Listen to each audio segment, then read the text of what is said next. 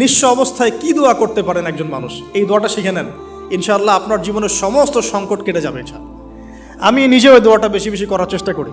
দোয়াটা হচ্ছে, মুসা আলাইহিস সালাম একটা গাছের নিচে হেলান দিয়ে বসলেন, বসে দেখলেন দুইজন মেয়ে দাঁড়িয়ে আছে দূরে, পানি নিতে পারছে না, লোকজন পানি নিয়ে যাচ্ছে, ওরা দাঁড়িয়ে আছে বেচারি।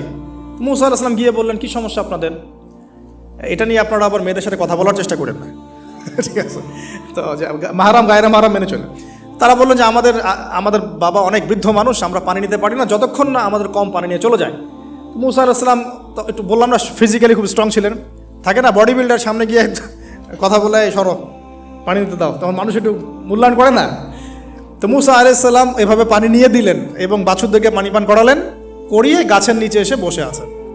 বসে বসে তিনি দোয়া করছেন, এই যে দোয়াটা তিনি দোয়া করছেন, রব্বি, একটা নেক কাজ করলেন, নেক কাজ করলেন না, মানুষের উপকার করলেন, নেক কাজ করে এসে গাছের নিচে বসে দোয়া করছেন, আল্লাহ এখানে তো আমার খাবার পানি বাসস্থান কিছুই নাই, আমি কি করব?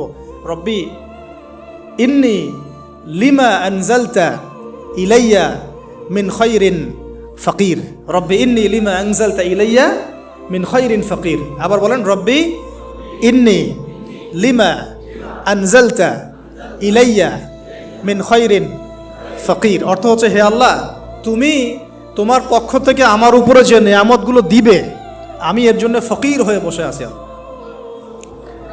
অর্থ বুঝে পড়বেন ভাই, নামাজ রোজা হজ জাকাত যাই করেন আল্লাহর ওয়াস্তে অর্থ বুঝে পড়বেন।